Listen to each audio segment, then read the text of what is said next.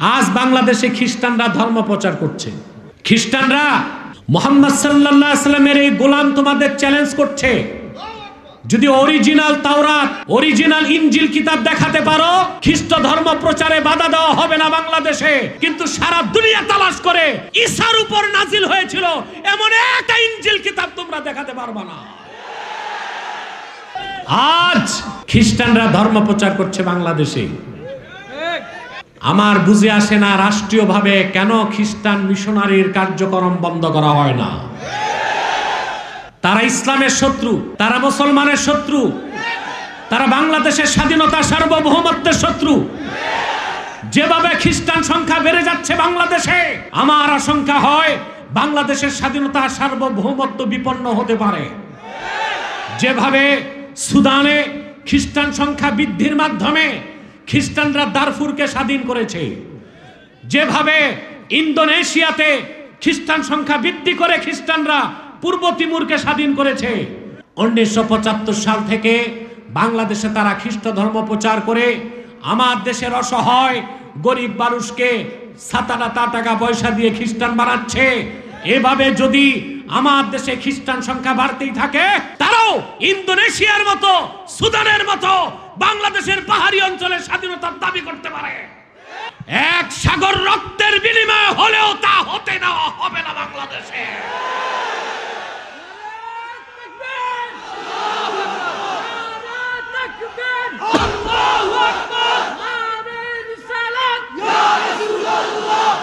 আমি আগেও বলেছি, আজও বলছি, এই বাংলাদেশে কি রাইটিস্ট, কি লেফটিস্ট, কি সেকুলারিস্ট, কি ন্যাশনালিস্ট, তাদের কাছে দেশের স্বাধীনতা যতটুকু নিরাপদ নয়, তার চেয়ে বেশি নিরাপদ ইসলামিস্ট, ইসলামপন্থীদের কাছে, আলেম ওলামার কাছে, পীর মাশায়েখদের কাছে বাংলাদেশে। সেজন্য তাহরিকে খাতমে নবুয়ত ইসলামী মহাসম্মেলনের এই জনসমুদ্র থেকে সরকার প্রধানের কাছে আবেদন করছি, ইসলামের স্বার্থে, মুসলমানের স্বার্থে, লক্ষ মুসলমানের রক্তার্জিত আমার বাংলার স্বাধীনতা রক্ষায় খ্রিস্টান মিশনারির কার্যক্রম বাংলাদেশে বন্ধ করতেই হবে, করতেই হবে, করতেই হবে। আর পশ্চিমা বিজাতিদেরকে বলে দিচ্ছি, আমার দেশের সবুজ লাল পতাকার দিকে যে চোখ তুলে তাকাবে তার চোখ উপড়ে দিব। আমার বাংলার 1 ইঞ্চি মাটিতে যে কালো হাত থাবা দিবে, সে আগ্রাসী শক্তির কালো হাত ভেঙে চুরমার করে দেব ইনশাআল্লাহ। এই ধর্ম প্রচারের কোন অধিকার তাদের নেই, কারণ তাদের তো ধর্মগ্রন্থই নাই। ওদের ধর্মগ্রন্থ কোনটা? ইনজিল। এটা পৃথিবীতে নাই, পৃথিবীর কোনো জাদুঘরও নাই। সেই ইনজিল যেটা ঈসার উপর নাজিল হয়েছিল, সেটা যদি প্রচার করে আমাদের কোনো বাধা নাই, কারণ ওই ইনজিল যে মানবে তাকে মুহাম্মদ সাল্লাল্লাহু আলাইহি ওয়াসাল্লামের উম্মত হতেই হবে। বাংলাদেশে আজকে শিক্ষা ব্যবস্থা থেকে ধর্মকে বাদ দেবার চক্রান্ত চলছে। আমরা বলি ইসলাম তো পড়াতে হবেই, অন্য ধর্ম পড়ান, কিন্তু ধর্মের ধর্মীয় কথা পড়ান, ধর্মের নামে অধর্মীয় কথা পড়ায়েন না। হিন্দু ধর্ম পড়ান, আমরা বাধা দিব না, তবে হিন্দু ধর্মের সবচেয়ে অথেন্টিক বুক অফ হিন্দুইজম, যদি কোনো ব্রাহ্মণকে জিজ্ঞেস করি what is the authentic book of Hinduism, বলতে পারবে না।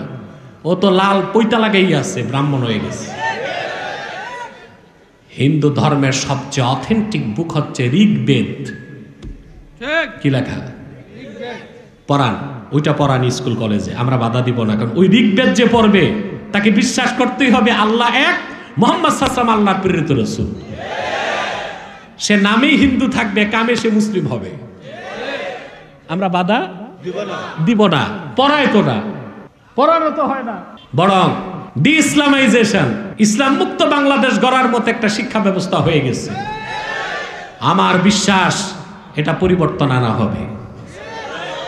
কারণ যে বই এখন এসেছে 23 সালে, এ যদি পড়ানো হয়, বিবর্তনবাদ আছে, ওখানে সংস্কৃতির নামে হিন্দুদের মূর্তির কথা আছে, ইসলামের ইতিহাসকে বিকৃত করা হয়েছে, ইসলামের মৌলিক শিক্ষা থেকে বঞ্চিত করা হয়েছে। যারাই করেছে অন্যায় করেছে, যারাই করেছে অনধিকার চর্চা করেছে। কারণ এই দেশের প্রতিটি সংস্থা, শিক্ষা মন্ত্রণালয় বলেন, স্কুল বোর্ড বলেন, কলেজের শিক্ষা বোর্ড বলেন, ওখানে কর্মকর্তাদের বেতন দেয় আমার বাংলার মেহনতি মুসলমানের রক্ত পানি করা ঘামের পয়সায় তাদের বেতন দেওয়া হয়।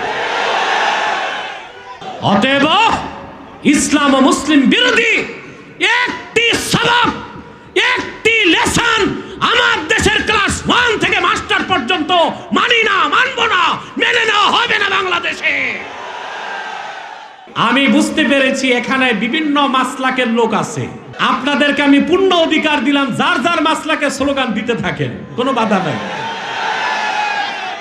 কারণ আব্বাসী বিশ্বাস করে, আব্বাসী পীর মুরিদের নামে ব্যবসা করে না, আব্বাসী বিশ্বাস করে মাসলাক যার যার দিন ইসলাম সভা। এখানে আওয়ামী লীগ আছে, বিএনপি আছে, জাতীয় পার্টি আছে, জামাত আছে, কওমি আছে, আলিয়া আছে, সাদা টুপি, কালো টুপি, লম্বা টুপি, গোল টুপি সব আছে। আমি করজোর অনুরোধ করছি, দলীয় মতভেদ থাকতেই পারে, মাসলাকগত দ্বন্দ্ব থাকতেই পারে, মাদ্রাসাগত দ্বন্দ্ব থাকতেই পারে, কিন্তু সকল দলের মতের মুসলমানকে 3টি স্বার্থে ঐক্যবদ্ধ হতেই হবে। ইসলামের সুমহান স্বার্থ রক্ষায়, বাংলাদেশে মুসলমানদের সমস্ত মৌলিক দাবি আদায়ে, আর বাংলাদেশের স্বাধীনতা সার্বভৌমত্ব রক্ষায় সকল দলের মতের মাসলাকের মুসলমানকে ঐক্যবদ্ধ হবার শপথ নিতেই হবে।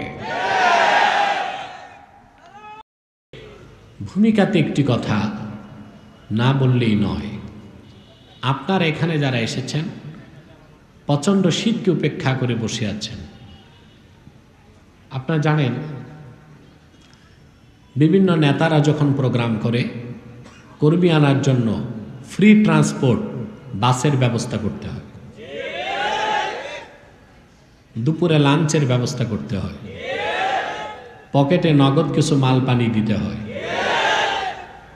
তারপর দেখা যায় একদিকে নেতা মাইকে ভ্যাঁ ভ্যাঁ করছে, আরেকদিকে শ্রোতা চীনাবাদাম চাবায়। কিন্তু এখানে মৌমাছি যেভাবে মৌচাককে ঘিরে বসে থাকে, আল্লাহর কোরআনের আকর্ষণে আপনারা সেভাবে বসে আছেন। নিশ্চয় আপনাদের পার্থিব কোনো চাওয়া পাওয়া নেই, আপনারা বিনিময় চান মহান আল্লাহর কাছে। আল্লাহ যে কি বিনিময় দিবেন তা ভাষায় ব্যক্ত করার মতো কোনো শব্দ আমার স্মৃতি ভাণ্ডারে নাই। তবে একটা শব্দই আমি বলতে পারি, এই যে শীতের রাতে কষ্ট করে বসে আছেন, ঠান্ডা পানি বৃষ্টির মতো ঝরছে, সাইডে কোনো বাউন্ডারি নেই, আমার এদিক তো পুরাই খোলা, এতটা জবুথবু হয়ে আমি কখনো বসি না, আজকে বসতে হয়েছে। আপনাদের বিনিময় আল্লাহর কাছে একটাই, আজরুন আযীম, সুবহানাল্লাহি বিহাম। আপনার যতক্ষণ আল্লাহর কোরআনের প্রতিবেশী হয়ে বসে থাকবেন, আপনাদের ইমানের পাওয়ার নূর বাড়তেই থাকবে। এটা আমার কথা নয়, আল্লাহ পাক বলেছেন, ইন্নামাল মুমিনুনা আল্লাযীনা ইযা যুকিরাল্লাহু ওয়াজিলাত কুলুবুহুম ওয়া ইযা তুলিয়াত আলাইহিম আয়াতুহু যাদাতহুম ঈমানাও ওয়া আলা রাব্বিহিম ইয়াতাওয়াক্কালুন। আল্লাহ রাব্বুল আলামিন বলেন, প্রকৃত মুমিন তো তারাই যখন তাদের সামনে আল্লাহর জিকির হয়, আল্লাহর ভয়টা তাদের অন্তরগুলো ভীত সন্ত্রস্ত হয়ে যায়, নরম হয়ে যায়। আর যখন তাদের সামনে কোরআনের আয়াত তেলাওয়াত হয়, কোরআন তাদের ঈমানকে বহু বহু গুণ বাড়ায় দেয়। যতক্ষণ বসে থাকবেন আপনাদের ঈমানের পাওয়ার বাড়তেই থাকবে। এতে আপনারা খুশি না বেজা? সম্মানিত সুধী, আল্লাহর শ্রেষ্ঠ কুদরত, মুহাম্মদ সাল্লাল্লাহু আলাইহি ওয়াসাল্লামের শ্রেষ্ঠ মুজিজা কোরআন কারীম, তা অন্ধকার হৃদয়ে আলোর সঞ্চার করে। সংকীর্ণ হৃদয়কে উন্মুক্ত করে দেয়, অসুস্থ আত্মাকে সুস্থ করে, অশান্ত হৃদয়কে প্রশান্ত করে, গোশতের রক্তের হৃৎপিণ্ডকে নূরের টুকরা বানায় দেয়। সুবহানাল্লাহ বিহামদি, সুবহানাল্লাহিল আযীম। এই যে আসলেন, বসলেন, বিনিময় যে কত তা তো ভাষায় প্রকাশ করা যায় না। আপনার এখানে আসছেন কোরআন কারীমের মাহফিলে, বিনা তওবায় জীবনের সব সগীরা গুনাহ মাফ হয়ে গেছে। তাহলে কবিরার কি হবে? ওই ক্ষেত্রে বলা হয়েছে ওয়ালা তুকাফফারুস সাইয়্যাতু মিনাল কাবাইরি ইল্লা বিত-তাওবা। তওবা ছাড়া কবিরা গুনাহ মাফ হয় না। কিন্তু মজার কথা, মাহফিলে মাপের ব্যবস্থা আছে। কিভাবে?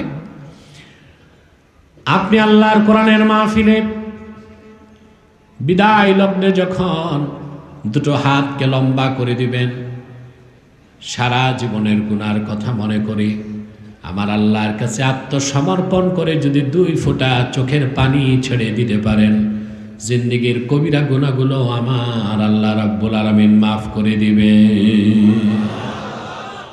খুশি আছেন? বেশি না কম? আমরা খুশি, আল্লাহ খুশি, মাখলুকাত খুশি, কুল কায়নাত খুশি, সব খুশি। শুধু বেজার শয়তান। শয়তানও বেজার, তার চেলাচামুন্ডারাও বেজার। শয়তানের সব চেষ্টা ব্যর্থ হয়েছে। এখন একটা বাকি আছে, একটু পরই তো মুনাজাত। মুনাজাতের আগে উঠানো যায় কিনা? কারণ মুনাজাত করলে গুনাহগুলো মাফ হবে, আপনি নিষ্পাপ হয়ে বাড়ি যাবেন, এটা তো শয়তান চায় না। সেজন্য আমরা ন্যাক নিয়ত করে শয়তানের নাপাক গালে একটা চপেটা ঘাত করতে চাই। আমরা নিয়ত করছি কিছুক্ষণ পরে আজকের মুনাজাত করে গুনাহ মাফ করে নিষ্পাপ বেহেশতি আল্লাহওয়ালা হয়ে বাড়ি যেতে চাই। কারা কারা হাত তুলে আল্লাহ তাআলাকে দেখো।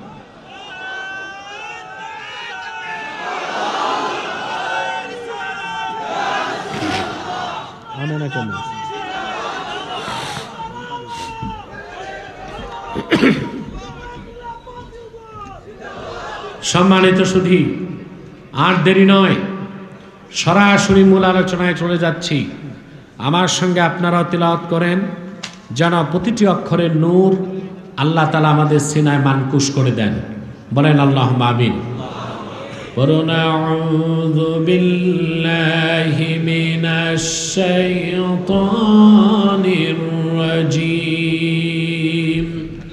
বিসমিল্লাহির রাহমানির রাহিম। শাহিদাল্লাহু আন্নাহু লা ইলাহা ইল্লাহু ওয়াল মালাইকাতু ওয়া উলুল ইলমি কাইমান বিল কিসত।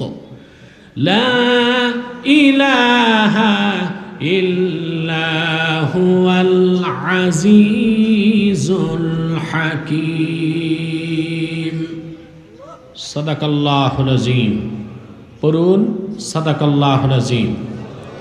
ওয়া সাদাকা রাসূলুহুন নবিয়্যুল কারীম ওয়া নাহনু আলা যালিকা মিনাশ শাহিদিন ওয়াশ শাকিরিন ওয়াল হামদুলিল্লাহি রাব্বিল আলামিন। সূরা আলে ইমরানে আল্লাহ তাআলা ঘোষণা করেছেন, শাহিদাল্লাহু আন্নাহু লা ইলাহা ইল্লাহু। স্বয়ং আল্লাহ সাক্ষ্য দিয়েছেন, নিশ্চয়ই তিনি ছাড়া আর কোনো মাবুদ নেই। সুবহানাল্লাহ। ওয়াল মালায়েকা, এবং সমস্ত ফেরেশতাগণ এই কথা সাক্ষ্য দিয়েছেন, আল্লাহ ছাড়া কোনো মাবুদ নেই। ও উলুল ইল, এবং জ্ঞানের ধারক বাহক যারা, বিশেষ করে নবীগণ, এই কথা সাক্ষ্য দিয়েছেন, আল্লাহ ছাড়া কোনো মাবুদ নেই। কাইমান বিল কিসত, আল্লাহ তাআলা তার সমস্ত কাজ অত্যন্ত ইনসাফের সাথে আঞ্জাম দিয়ে থাকেন। লা ইলাহা ইল্লা হুয়াল আজিজুল হাকিম, নিশ্চয় আল্লাহ ছাড়া কোনো মাবুদ নেই, তিনি আজিজ, তিনি হাকিম। সুবহানাল্লাহি বিহামদিহি। সাক্ষ্য আল্লাহ নিজে নিজের পক্ষে সাক্ষ্য দিয়েছেন যে তিনি ছাড়া কোনো মাবুদ নাই। সুবহানাল্লাহি বিহামদিহি। চিন্তা করছেন আপনি, সাক্ষ্যটা কার? আল্লাহ অনেক বড়। জোরে বলেন কার? কার পক্ষে? নিজের পক্ষে। এই আয়াতের ফজিলত জানা যায় তাফসীরের কিতাব থেকে। আমি শোনাচ্ছি শব্দগুলো আপনাদেরকে উমদাতুল কারি শারহু সাহিহুল বুখারী থেকে। উমদাতুল কারি শারহু সাহিহুল বুখারীতে আল্লামা বদরুদ্দিন আইনি রাহমাতুল্লাহ নকল করেছেন। আজ থেকে ১৫০০ বছর আগে দুইজন ইহুদি পণ্ডিত, স্কলার, আলেম শাম দেশ থেকে মদিনাতুল মুনাওয়ারাতে আসলো। রওয়ায়াত বিল মানা হিসেবে শব্দগুলো এইভাবে আমি শোনাচ্ছি। আতায়া হিব্রানি মিন আহলি শাম আল মদিনাতুল মুনাওয়ারা ফালাম্মা আবসারা আল মদিনাতুল মুনাওয়ারা ক্বালা আহাদুহুমা লিসাহিবিহি হাযিহি মদিনাতু নবিয়্যি আখিরিজ জামান মুহাম্মদ সাল্লাল্লাহু আলাইহি ওয়াসাল্লাম। সুবহানাল্লাহি বিহামদিহি। শাম দেশের দুই পণ্ডিত মদিনা মুনাওয়ারাতে আসলো। এসেই তারা একজন আরেকজনকে বলতে লাগলো, আমরা তো আল্লাহর আখির নবী মুহাম্মদ সাল্লাল্লাহু আলাইহি ওয়াসাল্লাম যে হিজরত করবেন সেই নূরের শহর মদিনা মুনাওয়ারাতেই আছি। সুবহানাল্লাহ। একজন আরেকজনকে বলল, আমরা আল্লাহর নবী মুহাম্মদ সাল্লাল্লাহু আলাইহি ওয়াসাল্লামের নূরের শহর মদিনা মুনাওয়ারাতে আছি। আসো খোঁজ নেই রাসূলুল্লাহ হিজরত করে এসেছেন কিনা।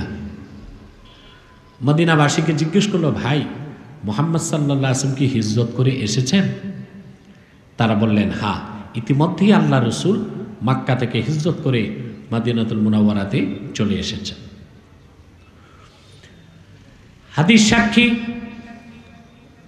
১০ জন ইহুদি আল্লাহর হাবিবের কদমের সামনে আসলো।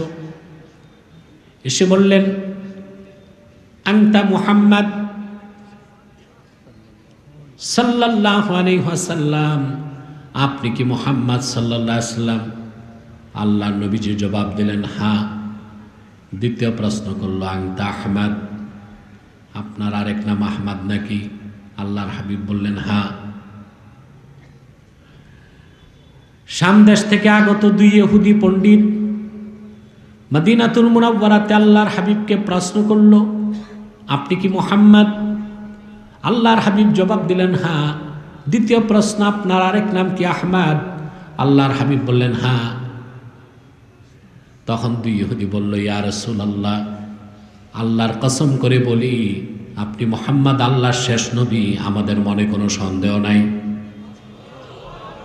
কারণ আপনার সমস্ত বর্ণনা প্রশংসার কথা আমরা তাওরাত কিতাবে পেয়েছি। আপনি মক্কা থেকে হিজরত করে মদিনাতুল মুনাওয়ারাতে আসবেন, সেই এই মদিনা মুনাওয়ারার সব বর্ণনা তাওরাত কিতাবে আমরা পেয়েছি। তবে একটা প্রশ্ন করব, যদি আপনি জবাব দিতে পারেন এক্ষুনি আমরা ঈমান এনে মুসলমান হয়ে যাব। আল্লাহর হাবিব বললেন, সালানি, প্রশ্ন করো দুজন। প্রশ্ন করলো তারা, আইয়ু শাহাদাতিন আযমু ফি কিতাবিল্লাহ, আল্লাহর কোরআনে পূর্ববর্তী কিতাবে লৌহে মাহফুজে আল্লাহর পক্ষ থেকে সবচেয়ে বড় সাক্ষ্য কোনটা বলে দেন। প্রশ্ন করার সঙ্গে সঙ্গেই জিবরিল উত্তর নিয়ে চলে আসলো। আল্লাহ ঘোষণা করলেন, শাহিদাল্লাহু আন্নাহু লা ইলাহা ইল্লাহু ওয়াল মালাইকাতু ওয়া উলুল ইলমি কাইমান বিল কিসত লা ইলাহা ইল্লাহু ওয়াল আজিজুল হাকীম। জবাব চলে আসার সঙ্গে সঙ্গে দনজন ইহুদি পণ্ডিত বললেন, ইয়া রাসূলুল্লাহ, ইয়া হাবিবাল্লাহ, আপনার নূরের হাতটা বাড়ায় দেন, আর দেরি করতে চাই না, এখনই পড়ে নিলাম লা ইলাহা ইল্লাল্লাহু মুহাম্মাদুর রাসূলুল্লাহ সাল্লাল্লাহু আলাইহি ওয়াসাল্লাম। দনজন ইহুদি ঈমান এনে মুসলমান হয়ে গেছে, বলেন সুবহানাল্লাহ। একটি কথা বলে রাখি, ১৫০০ বছর আগে আরবের ইহুদিরা সবচেয়ে ভালো করে জানতো মুহাম্মদ সাল্লাল্লাহু আলাইহি ওয়াসাল্লাম আল্লাহর রাসূল, তিনি আখিরি নবী। তারপরও খুব কম সংখ্যক ইহুদি ঈমান এনে মুসলমান হতে পেরেছে। এটা ইহুদি জাতির একটা দুর্ভাগ্য ছাড়া আর কিছু না, ঠিক না? ইহুদিরা জানতো কিনা? আরে মিয়া, মাতো শীতে তোমরা একেবারে ড্যামেজ হয়ে গেছো, ক্ষুধা তৃষ্ণা, ঠান্ডা গরমে মুমিনের ফিজিক্যাল পাওয়ার কমে, কিন্তু সিনার স্পিরিচুয়াল পাওয়ার কমে না। সে পাওয়ারটা দেখাতে হবে তোমাদের, ঠিক কিনা?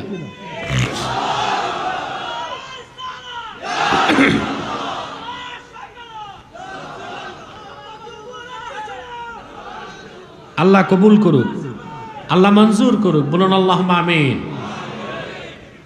সম্মানিত সুধী, আবার বলছি, ১৫০০ বছর আগে ইহুদিরা খুব ভালো করে জানতো মুহাম্মদ সাল্লাল্লাহু আলাইহি ওয়াসাল্লাম আল্লাহর সর্বশেষ নবী ও রাসূল, কিন্তু কম সংখ্যক ইহুদি ঈমান আনার সৌভাগ্য লাভ করেছে। ওরা জানতো না, শুধু জানতো, আল্লাহ বলেছেন ইয়ারিফুনাহু কামা ইয়ারিফুনা আবনাআহুম, ইহুদিরা তাদের সন্তানদেরকে যেইভাবে চিনে তাদের সন্তান, তার চেয়েও ভালোভাবে আমার রাসূলকে চিনে।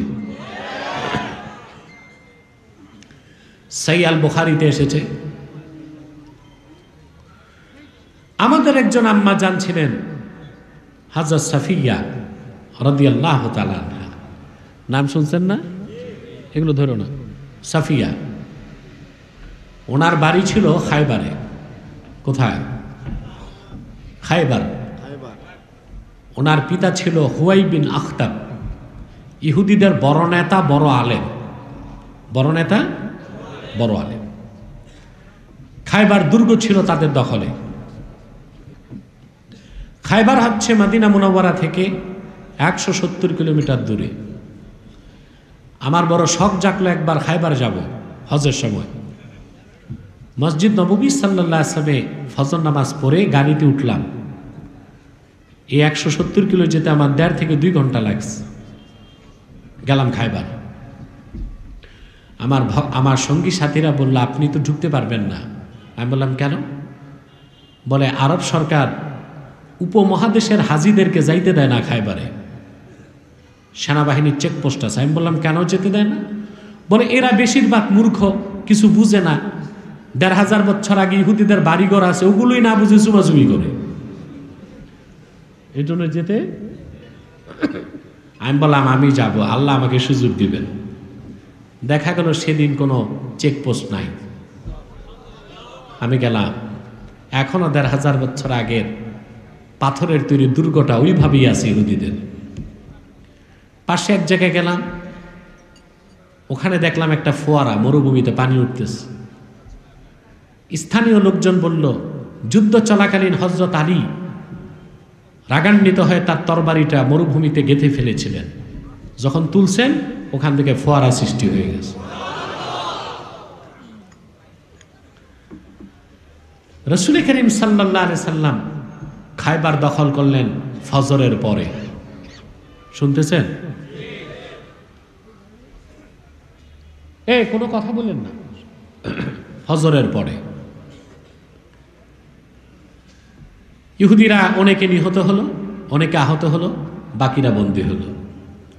বন্দীদের মধ্যে ছিলেন হযরত সাফিয়া, নেতার মেয়ে।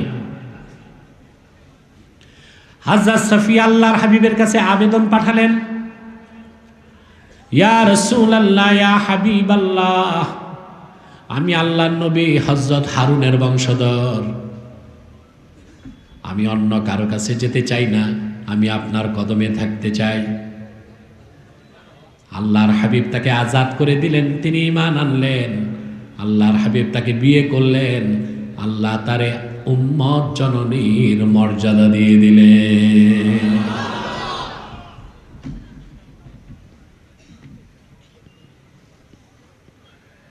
আল্লাহর হাবিব দেখলেন হযরত সাফিয়ার গালে 5 আঙ্গুলের দাগ। মনে হলো কেউ খুব জোরে তার গালে থাপ্পড় দিয়েছে। আল্লাহর হাবিব জিজ্ঞেস করলেন, সাফিয়া মান সানাআ বিকে হাকাযা, কে তোমারে এত জোরে মারলো? আম্মা জান সফিয়া জবাব দিলেন, ইয়া রাসূলুল্লাহ, ইয়া হাবিবাল্লাহ, খায়বার দুর্গ আপনি জয় করেছেন। সকালবেলা রাতে ঘুমাইছিলাম, স্বপ্নে দেখি আল্লাহর আকাশের পূর্ণিমার চাঁদ আমি সফিয়ার ডান কোলে চলে এসেছে। স্বপ্নের কথা বলার পরই আমার পূর্বের ইহুদি স্বামী সর্বশক্তি দিয়ে আমার গালে চপেটাঘাত করে বলল, বুঝতে পেরেছি তুমি মুহাম্মদ সাল্লাল্লাহু আলাইহি সাল্লামের স্ত্রী হয়ে যাবা। আল্লাহু আকবার। একটা ইহুদি বুঝতে পেরেছিল পূর্ণিমার চাঁদ দিয়ে কার কথা বোঝানো হয়েছে, কিন্তু রাসূলুল্লাহর কাছে এসে ঈমান আনে নাই, বরং সকালবেলা রাসূলুল্লাহর বিপক্ষে অস্ত্র ধরেছে। এর নাম ইহুদি, এর নাম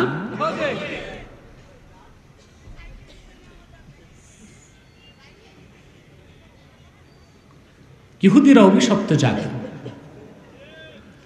অধিকাংশ ইহুদি ঈমান আনতে পারে নাই। আল্লাহ তাআলা কোরআন কারীমে বলেছেন, ওয়ালাউ আমানা আহলুল কিতাবি লাকানা খায়রান লাহুম মিনহুমুল মুমিনুনা ওয়া আকসারুহুমুল ফাসিকুন। খুব কম সংখ্যক আহলে কিতাব ঈমান এনে মুসলমান হয়েছে। অধিকাংশ আহলে কিতাব ইহুদি খ্রিস্টানি ফাসিকুন আয় খারিজুনা মিনাল হক, সত্য থেকে দূরে পথভ্রষ্ট এবং কাফের। আহলে কিতাব কারা? আহলে কিতাব। আহলে কিতাব বলতে এখন কিচ্ছু পাবেন না। আমাদের দেশ থেকে অনেকে বিদেশ যায়, আমেরিকা লন্ডন, যে খ্রিস্টান মেয়েদের বিয়ে করে, বলে আহলে কিতাব বিয়ে করা তো জায়েজ আছে। আহলে কিতাবের সংজ্ঞা কি তা তো বুঝতে হবে। আহলে কিতাবকে আল্লাযীনা সাদ্দাকু বিত-তাওরাতি ওয়াল ইনজিল ফাহুম আহলুল কিতাব। যারা তাওরাতকে বিশ্বাস করে, ইনজিলকে বিশ্বাস করে, তারা আহলে কিতাব। সারা দুনিয়ায় দূরবীন নয়, মাইক্রোস্কোপ দিয়ে খুঁজলেও একটা তাওরাত কিংবা ইনজিল খুঁজে পাবা না। নাই, পৃথিবীতে তাওরাতও নাই, ইনজিলও নাই। এখন যেটা আছে ওল্ড টেস্টামেন্ট আর নিউ টেস্টামেন্ট আর বাইবেল, পুরাটাই বানোয়াট। পুরাটাই কি? ইকো থাকবে না, ইকো কমবে, সাউন্ডটা বাড়বে মাইকে, ইকো কমবে। আপনার কষ্ট হচ্ছে? ঘুমটুম আসে? কে কে ঘুমান হাত উঠান।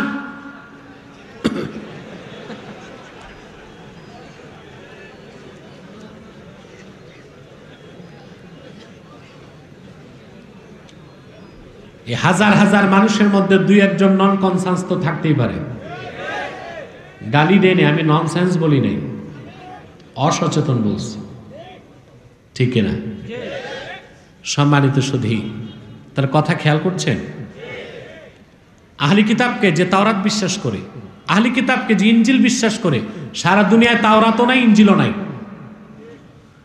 আজ বাংলাদেশে খ্রিস্টানরা ধর্ম প্রচার করছে। খ্রিস্টানরা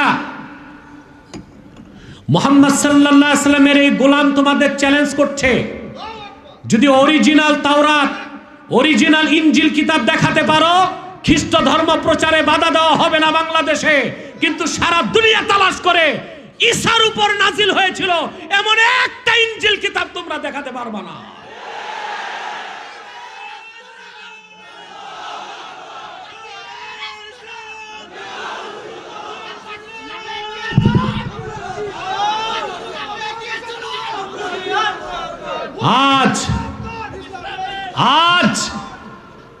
খ্রিস্টানরা ধর্ম প্রচার করছে বাংলাদেশে।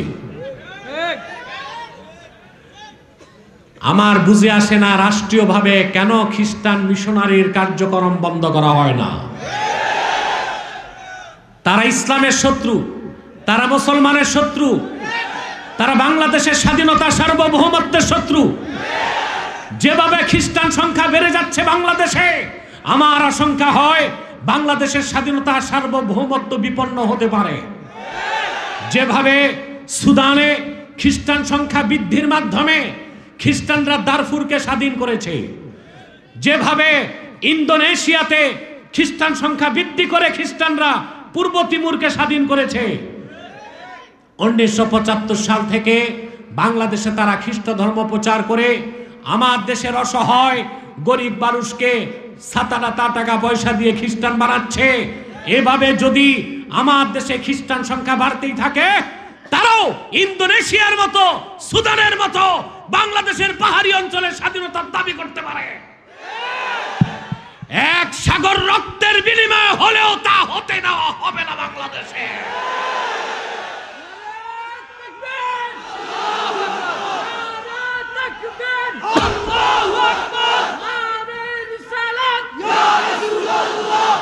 আমি আগেও বলেছি, আজও বলছি, এই বাংলাদেশে কি রাইটিস্ট, কি লেফটিস্ট, কি সেকুলারিস্ট, কি ন্যাশনালিস্ট, তাদের কাছে দেশের স্বাধীনতা যতটুকু নিরাপদ নয়, তার চেয়ে বেশি নিরাপদ ইসলামিস্ট, ইসলামপন্থীদের কাছে, আলেম ওলামার কাছে, পীর মাশায়েখদের কাছে বাংলাদেশে।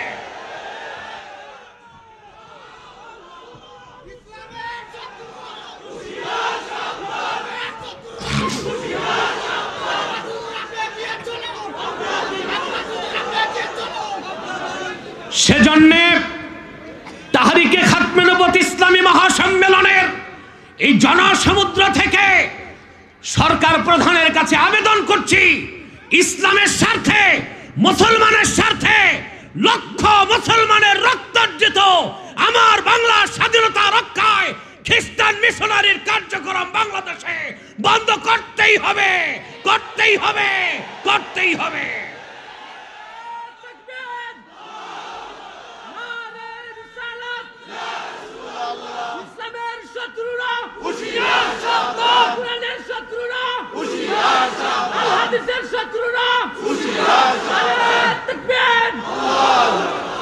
আর পশ্চিমা বিজাতিদেরকে বলে দিচ্ছি, আমার দেশের সবুজ লাল পতাকার দিকে যে চোখ তুলে তাকাবে তার চোখ উপড়ে দিব।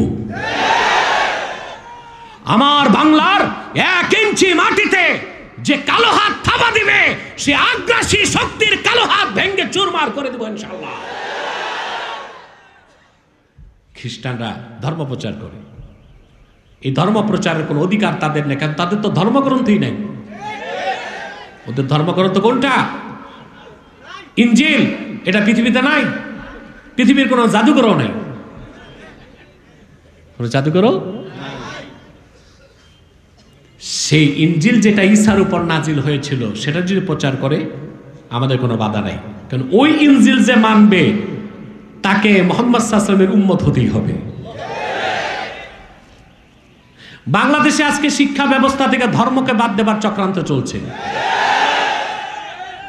আমরা বলি ইসলাম তো পড়াতে হবেই, অন্য ধর্ম পড়ান, কিন্তু ধর্মের ধর্মীয় কথা পড়ান, ধর্মের নামে অধর্মীয় কথা পড়ায়েন না।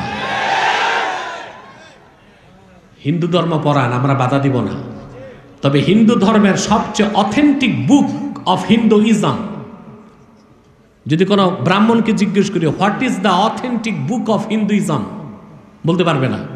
ও তো লাল পৈতা লাগাই আছে, ব্রাহ্মণ হয়ে গেছে। হিন্দু ধর্মের সবচেয়ে অথেন্টিক বুক হচ্ছে ঋগ্বেদ।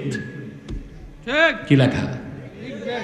পড়ান, ওইটা পড়ান স্কুল কলেজে, আমরা বাধা দিব না, কারণ ওই ঋগ্বেদ যে পড়বে তাকে বিশ্বাস করতেই হবে আল্লাহ এক, মুহাম্মদ সাল্লাল্লাহু আলাইহি ওয়াসাল্লাম আল্লাহর প্রেরিত রাসূল। সে নামেই হিন্দু থাকবে, কামে সে মুসলিম হবে। আমরা বাধা দিব না, পড়ায় তো না, পড়ানো তো হয় না, বরং ডি ইসলামাইজেশন, ইসলাম মুক্ত বাংলাদেশ গড়ার মতো একটা শিক্ষা ব্যবস্থা হয়ে গেছে। আমার বিশ্বাস এটা পরিবর্তন আনা হবে। কারণ যে বই এখন এসেছে 23 সালে, এ যদি পড়ানো হয়, বিবর্তনবাদ আছে, ওখানে সংস্কৃতির নামে হিন্দুদের মূর্তির কথা আছে, ইসলামের ইতিহাসকে বিকৃত করা হয়েছে, ইসলামের মৌলিক শিক্ষা থেকে বঞ্চিত করা হয়েছে। যারাই করেছে অন্যায় করেছে, যারাই করেছে অনধিকার চর্চা করেছে। কারণ এই দেশের প্রতিটি সংস্থা, শিক্ষা মন্ত্রণালয় বলেন, স্কুল বোর্ড বলেন, কলেজের শিক্ষা বোর্ড বলেন, ওখানে কর্মকর্তাদের বেতন দেয় আমার বাংলার মেহনতি মুসলমানের রক্ত পানি করা ঘামের পয়সায় তাদের বেতন দেওয়া হয়।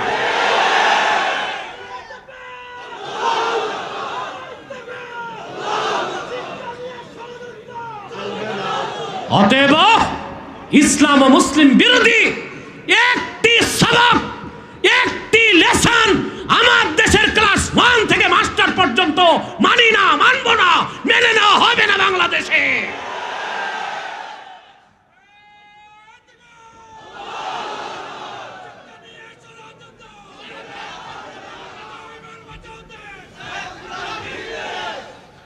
আমার ভাইরা,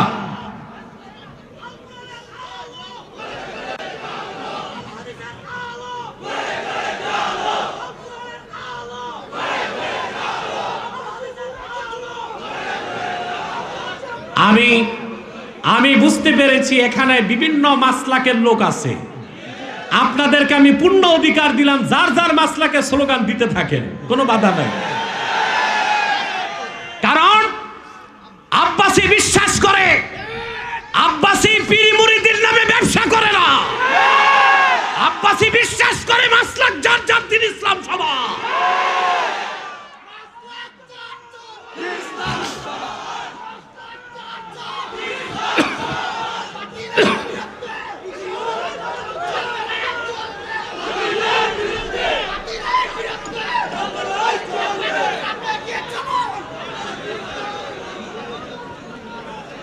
আমার ভাইরা, আমি পীরি মুরিদিতে বিশ্বাসী, পীরি মুরিদি করি।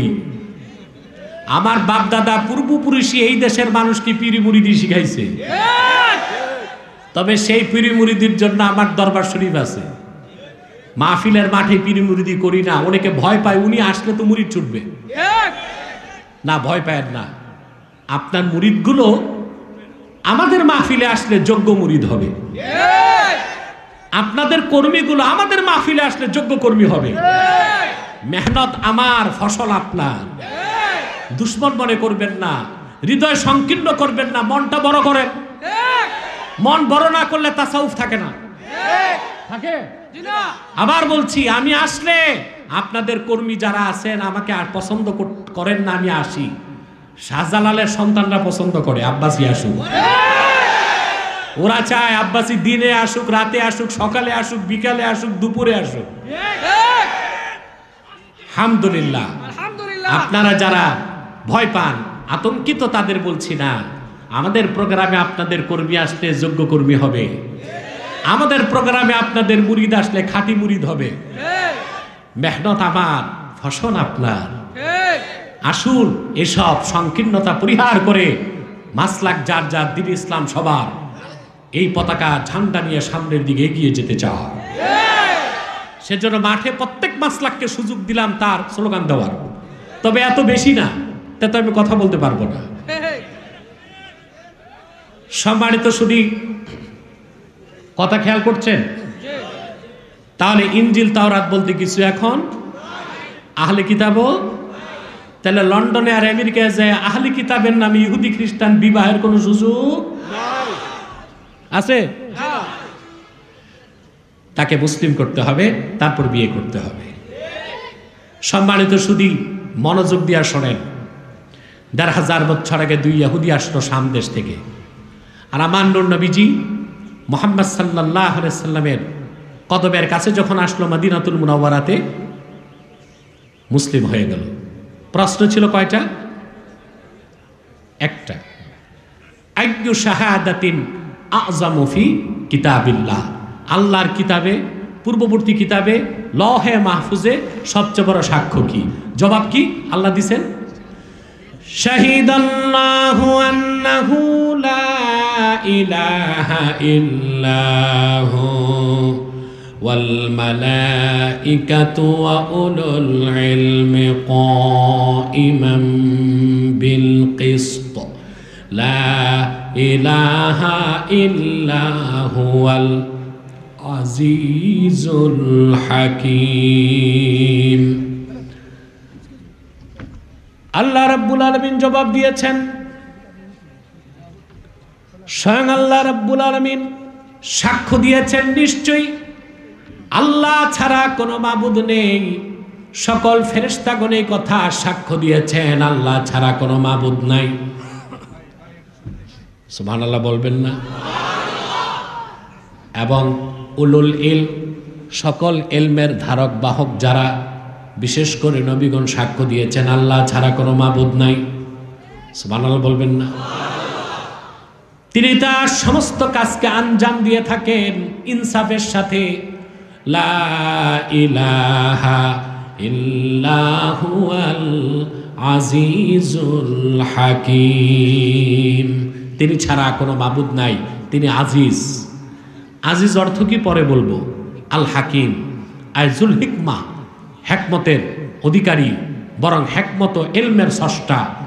আরেক অর্থ হচ্ছে ফায়সালাকারী, বিধানদাতা। বলেন সুবহানাল্লাহ। কথাগুলো বুঝতেছেন? খেয়াল করেন, আমার একজন স্রষ্টা আল্লাহ আছেন, এটা বিশ্বাস করতে হবে বিনা দলিলে। নাস্তিক কখন নাস্তিক হয়? মাথায় শয়তান পেশাব করলেই নাস্তিক হয়। ভালো মানুষ নাস্তিক হয় না। ভালো মানুষ আবার বলছি, স্রষ্টা একজন ছিলেন, আছেন, থাকবেন, এটা বিশ্বাস করতে কোনো ডকুমেন্টস লাগবে না। আমার অস্তিত্বই সবচেয়ে বড় প্রমাণ, আমার একজন স্রষ্টা আছেন। সুবহানাল্লাহ বলবেন না? আমি আপনাদেরকে একটা উদাহরণ দিচ্ছি দর্শন থেকে। কিসের থেকে? দর্শন বুঝেন না? বিজ্ঞান আর একটা দর্শন। এবার বুঝছেন? বিজ্ঞান দর্শন একসাথে শোনেন না? আপনাদের যে শাহজালাল বিশ্ববিদ্যালয়ে বিজ্ঞানও পড়ানো হয়, দর্শনও পড়ানো হয়, ঠিক কিনা? কিন্তু পড়ায় যারা, এই একটা বিজ্ঞানীও হয় না, দার্শনিকও হয় না। সমস্যা এখানে। পড়ানো হয় বিজ্ঞান আর দর্শন, কিন্তু যেগুলো পড়ায় এগুলো একটাও বিজ্ঞানীও না, দার্শনিকও না। যদি বিজ্ঞানী আর দার্শনিক হইতো তো শাহজালাল বিশ্ববিদ্যালয়, রাজশাহী বিশ্ববিদ্যালয়, ঢাকা বিশ্ববিদ্যালয়, জগন্নাথ আর জাহাঙ্গীর থেকে নাস্তিক প্রোডাকশন হতো না। ইমানদার, আল্লাহওয়ালা, বুজুর্গ, বিজ্ঞানী, দার্শনিক, প্রফেসর, ইঞ্জিনিয়ার প্রোডাকশন হতো, ঠিক কি না?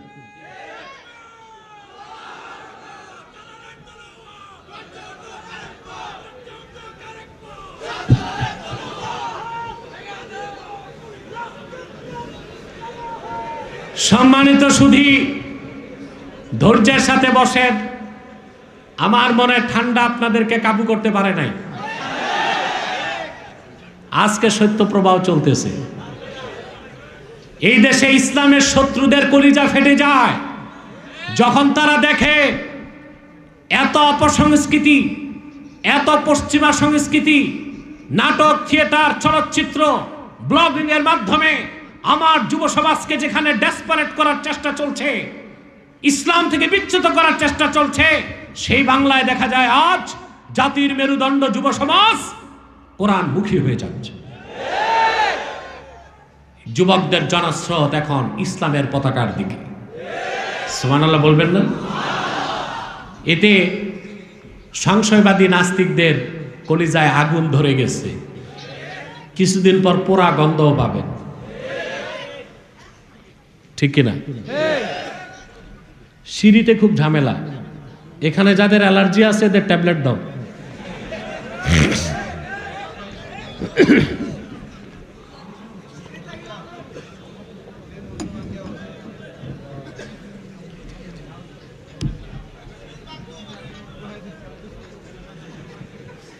মাইতো না। সম্মানিত সুধী, যে কথা বলছিলাম, একটা বিজ্ঞান, একটা দর্শন। বিজ্ঞানের সবচেয়ে অথেন্টিক মত নিয়ে কাজ করে দর্শন। এর জন্য বিজ্ঞানীর থেকে দাম বেশি দার্শনিকের। বুঝলেন? আমাদের দেশে দর্শন পড়ানো হয়, কিন্তু আসল দর্শন গোপন রাখা হয়। দেখেন না বাংলাদেশে কারা নাস্তিক হচ্ছে? যুবকরা, বিশ্ববিদ্যালয়ে যারা সাংবাদিকতায় পড়ে,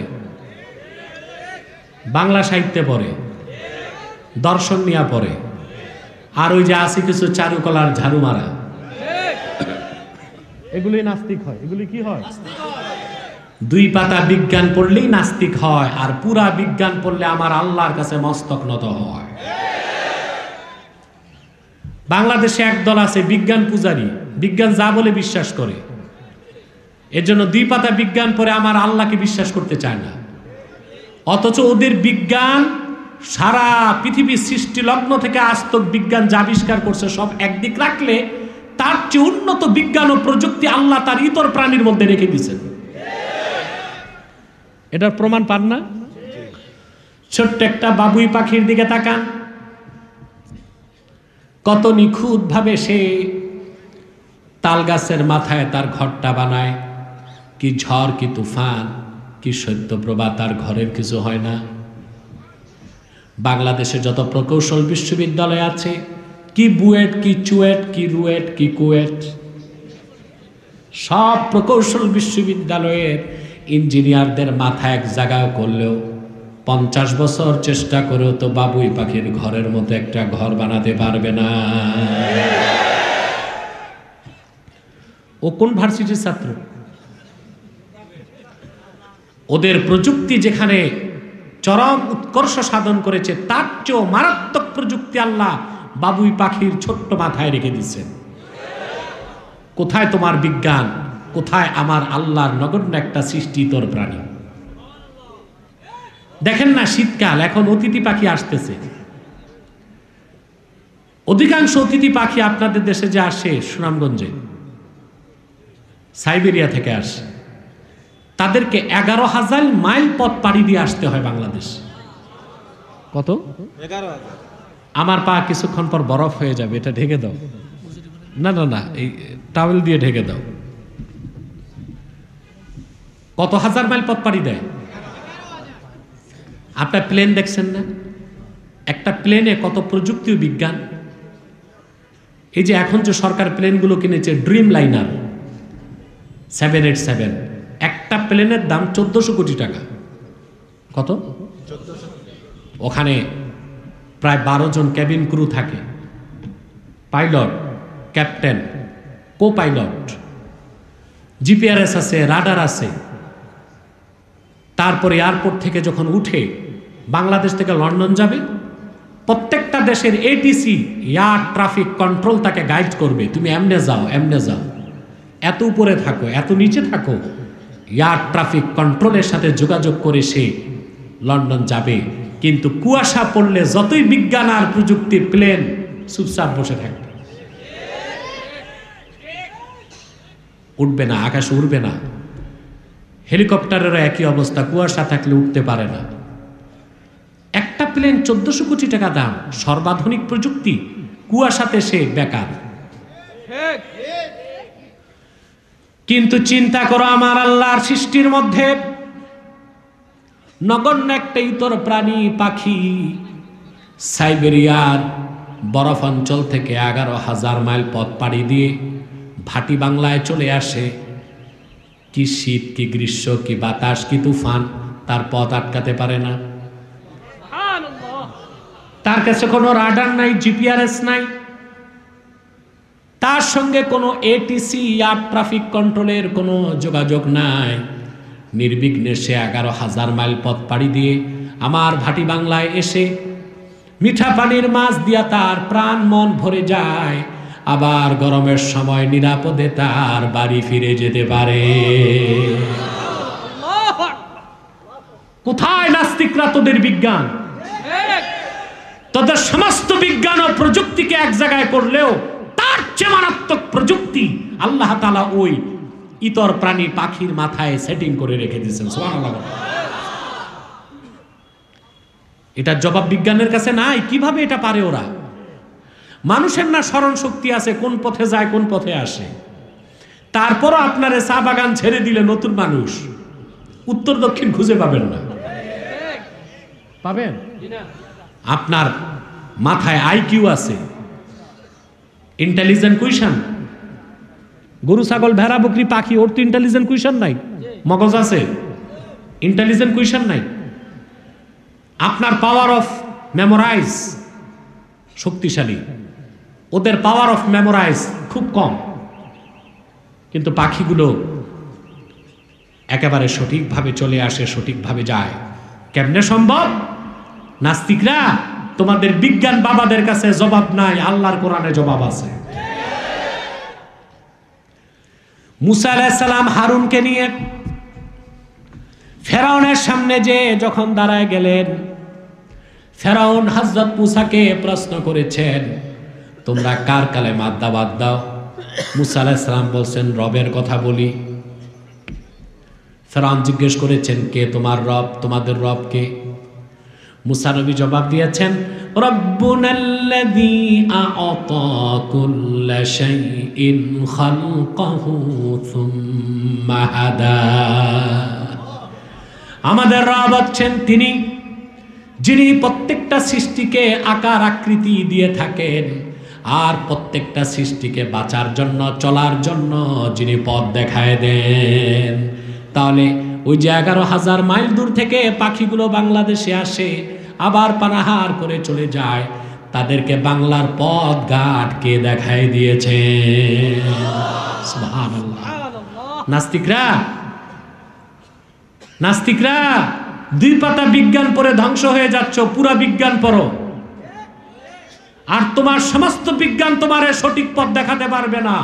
বিজ্ঞান যেখানে শেষ, আল্লাহর কোরআনের ইলম সেখান থেকে শুরু। কোরআন শরীফ পড়ো, কোরআন শরীফ পড়ো। সুবহানাল্লাহি বিহামদি। সম্মানিত সুধী, যে কথা বলছিলাম আবার পেছনের কথায় ফিরে যাচ্ছি আমি। তাহলে একটা বিজ্ঞান আর একটা দর্শন। ঢাকা বিশ্ববিদ্যালয়ে, এমনকি শাহজালাল বিশ্ববিদ্যালয়েও যদি দর্শন বিভাগ থাকে, একটা বই তারা পড়ায়, দ্য প্রবলেমস অফ ফিলোসফি, দর্শনের সমস্যাগুলি। আমি দর্শনের ছাত্র না, স্কুল কলেজে বিজ্ঞান পড়ছি, দর্শন পড়ি নাই। তবে এখন সবটাই পড়ি, বিজ্ঞান, দর্শন, ইতিহাস, ভূগোল যা আছে এগুলো পড়ি। বুঝলেন না? পড়ি। কখন পড়ি? যখন ওযু থাকে না।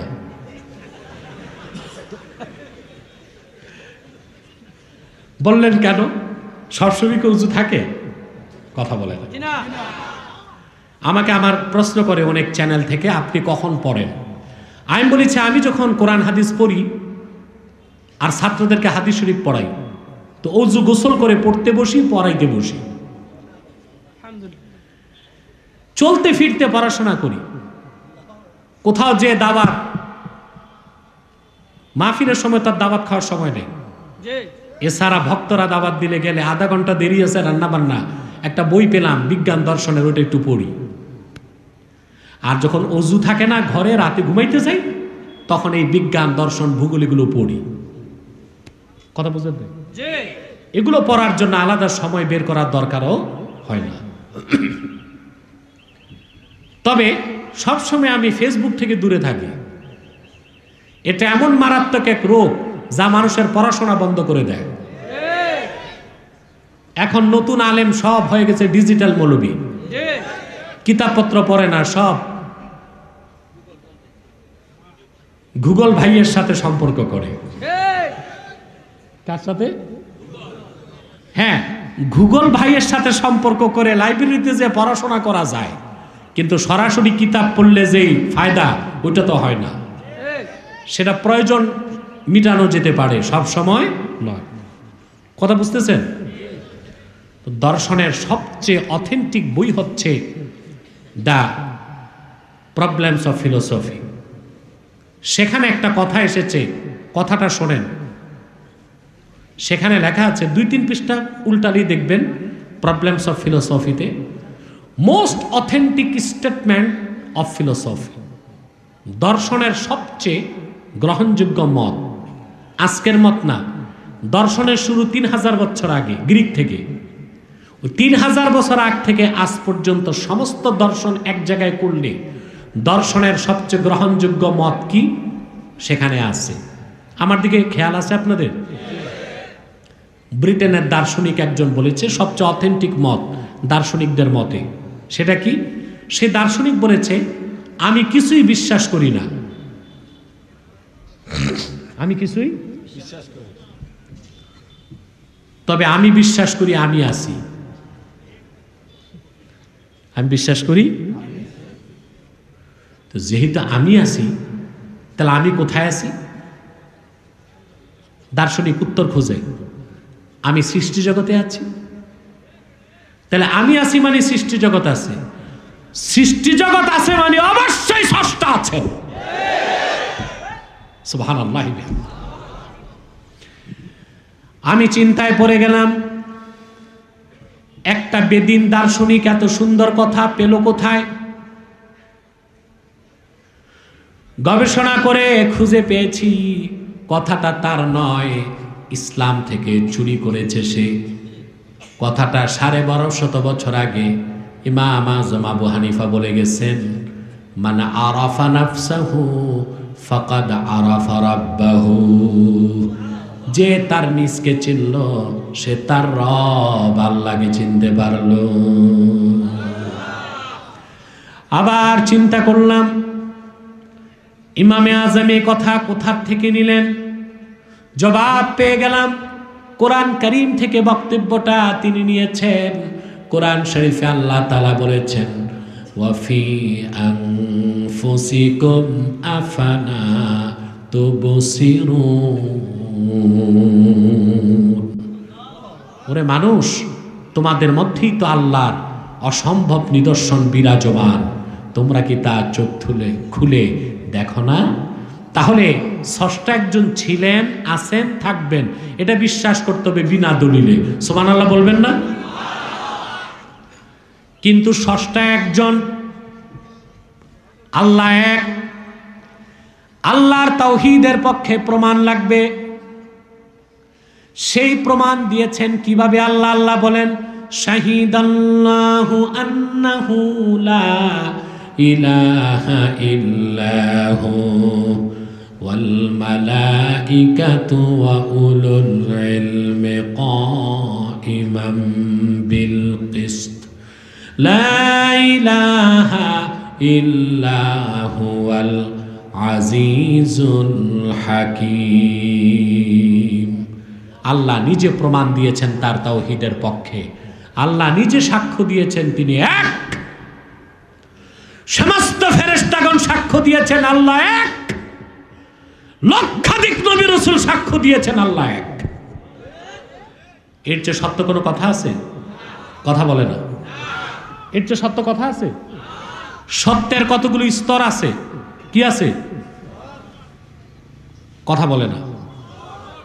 মুনাজাত করে দিব না আরেকটু শুনবা? পিছনের লোক কথা বলে না। হইতো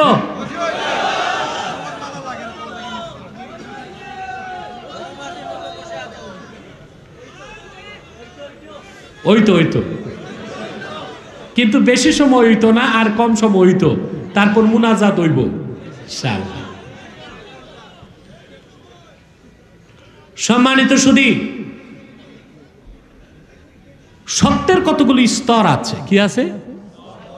আমার হাতে কি কাপ, ভিতরে কি গরম পানিও তো থাকতে পারত, ঠিক কিনা? তাহলে এখানে যদি আপনি চা বলেন সত্য, কিন্তু গরম পানিও থাকতে পারত, এটা চিরসত্য না। আবার আমি চা পান করছি, আপনি যদি বলেন আমি চা খাচ্ছি, এটা মিথ্যা হবে, কিন্তু বাস্তব বিরোধী কথা না? চা খাওয়ার জিনিস না, পান করার জিনিস। কিন্তু আপনি বললেন হুজুর চা খাচ্ছে, এটা সত্য কিন্তু চরম সত্য না, ঠিক কিনা?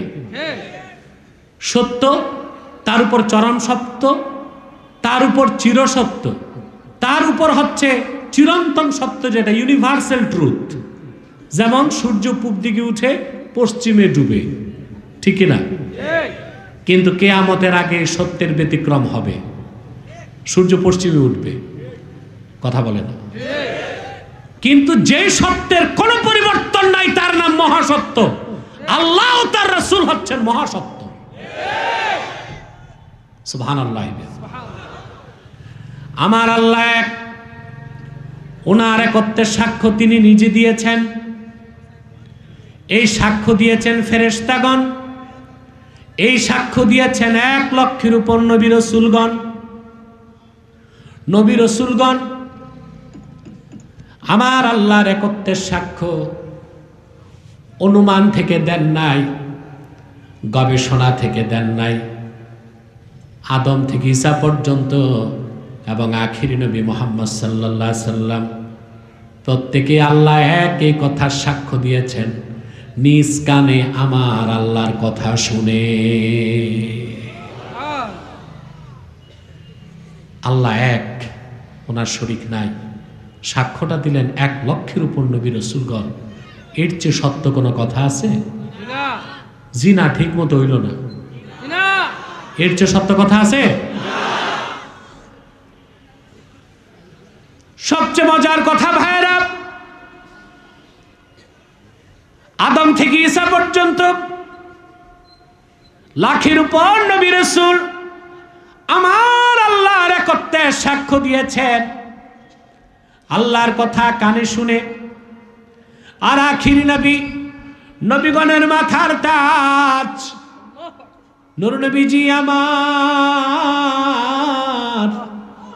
মুহাম্মদ সাল্লাল্লাহু আলাইহি ওয়াসাল্লাম ১৫০০ বছর আগে লা ইলাহা ইল্লাল্লাহ, আল্লাহ ছাড়া কোনো মাবুদ নাই, আল্লাহর একত্বের সাক্ষ্য দিয়েছেন। আল্লাহর কথা তিনি কানেও শুনেছেন, আমার আল্লাহকে চোখেও তিনি দেখেছেন। বলেন তো ভাইরা, কানে শুনে সাক্ষ্য আর চোখে দেখে সাক্ষ্য একটু পার্থক্য আছে না? 1 লক্ষের উপর নবী রাসূল সাক্ষ্য দিয়েছেন আল্লাহ এক, আল্লাহর কথা কানে শুনছেন। আর আখিরি নবী মুহাম্মদ সাল্লাল্লাহু আলাইহি ওয়াসাল্লাম সাক্ষ্য দিয়েছেন আল্লাহ এক, কানেও শুনেছেন, চোখেও দেখেছেন। সুবহানাল্লাহ, সুবহানাল্লাহ। সেজন্য লক্ষাধিক নবী রাসূলের সাক্ষ্য আমার আল্লাহর তাওহীদের পক্ষে একদিকে, আর আখিরি নবী, নবীগণের মাথার তাজ নূর নবীজি আমার মুহাম্মদ সাল্লাল্লাহু আলাইহি সাল্লামের সাক্ষ্য আরেক দিকে। লক্ষাধিক নবীর সাক্ষ্যর চেয়েও আমার আল্লাহর কাছে আমার নূর নবী মুহাম্মদ সাল্লাল্লাহু আলাইহি সাল্লামের সাক্ষ্যর দাম বেশি। সবাই আল্লাহর কথা কানে শুনেছেন, চোখে দেখেন নাই। আমার নূর নবীজি মুহাম্মদ সাল্লাল্লাহু আলাইহি সাল্লাম ১৫০০ বছর আগে আমার আল্লাহর কথা কানেও শুনেছেন, আমার আল্লাহকে চোখেও দেখেছেন। সুবহানাল্লাহ। পূর্বের নবী কারো কাছে জিবরিল এসেছেন 10 বার, কারো কাছে 20 বার, ঈসা রুহুল্লাহর কাছে প্রায় 400 বার, মুসা নবীর কাছে কয়েকশো বার। আর আমার নূর নবীজি মুহাম্মদ সাল্লাল্লাহু আলাইহি সাল্লামের কদমে জিবরিল এসেছে 24,000 বার।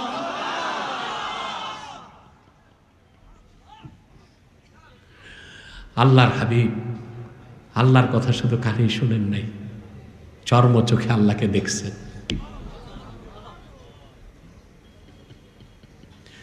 মেরাজের মাস আসতেছে ফেব্রুয়ারির শেষে। এই মাস আসলেই বাংলাদেশে কিছু বিসি মৌলবী আছে। কি মৌলবী? আমি বিচি বলাতে এরা অন্য বিচি ভাবছে না। বিচি মানে বীজ, বীজ, বীজ, বীজ, গাছের বীজ। এটা গাছ হওয়ার আগে ছোট থাকে না, পরিপক্ক হয়। গাছ হইলে না আস্তে আস্তে পরিপক্ক হয়। আমি বললাম কি, ওরা বুঝলো কি?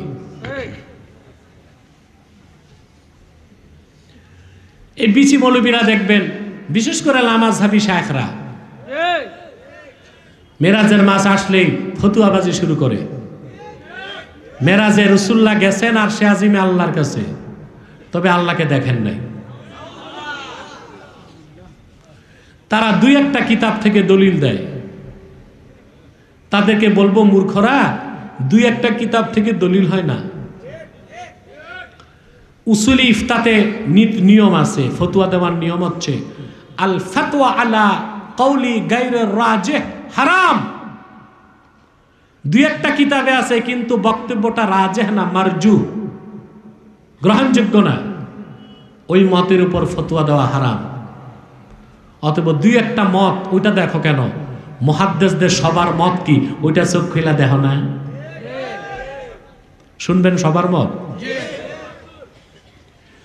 ইমামে নববী, মোল্লা আলী কারি, ইবনু হাজার আসকালানি, ইবনু হাজার হায়তামি, কাজী আয়াস, ইমামে নাবহানি, দুনিয়ার শ্রেষ্ঠ মুহাদ্দিসগণ একমত পোষণ করেছেন। আমি আমার শব্দে কথাটা শোনায় দিচ্ছি। ওয়াররাজ ওয়াল হাসিলু আন্নার রাজিহা আন্না মুহাম্মাদান সাল্লাল্লাহু আলাইহি ওয়াসাল্লাম রাআ রাব্বাহু লাইলাতাল মিরাজ বিআইনাই রাসিহি। দুনিয়ার সমস্ত মুহাদ্দিসদের গ্রহণযোগ্য মত তো এটাই। আজ থেকে ১৫০০ বছর আগে ধুলক বুলক ছাড়িয়ে সাত আকাশ পেরিয়ে সিদরাতুল মুনতাহার উপরে লা মাকান ও লা জামানের উপরে ৭০,০০০ নূরের পর্দা পার হয়ে আরশে আজিমে যে আল্লাহর হাবিব মুহাম্মদ সাল্লাল্লাহু আলাইহি সাল্লাম মেরাজের রাতে আরশে আজিমে যে কপালের দুই চোখ দিয়ে আমার আল্লাহকে দেখেছে। নারায়ে তাকবীর, নারায়ে রিসালাত, কোরআন সুন্নাহর আলো, কোরআন সুন্নাহর আলো, নারায়ে তাকবীর, নারায়ে রিসালাত। সেজন্য বলি ভাইয়েরা, আদম থেকে ঈসা পর্যন্ত লাখের উপর নবী সাক্ষ্য দিয়েছেন আল্লাহ এক। কথাগুলো মনে থাকবে? স্রষ্টা আমার আল্লাহ ছিলেন, আছেন, থাকবেন, তার জন্য কোনো ডকুমেন্টস, কোনো প্রমাণ দরকার নাই। তিনি যে এক, সে সাক্ষ্য তিনি নিজে দিয়েছেন। সে সাক্ষ্য দিয়েছেন লাখের উপর নবী রাসূলগণ। মন থেকে দেয় নাই, গবেষণা থেকে দেয় নাই, আল্লাহর কথা কানে শুনে দিয়েছেন। আর ১৫০০ বছর আগে আমার আল্লাহ এক, সেই সাক্ষ্য দিয়েছেন। নবীগণের মাথার তাজ নূর নবীজি আমার মুহাম্মদ সাল্লাল্লাহু আলাইহি ওয়াসাল্লাম, তিনি আল্লাহর কথা কানেও শুনেছেন, চোখও আমার আল্লাহকে দেখেছেন।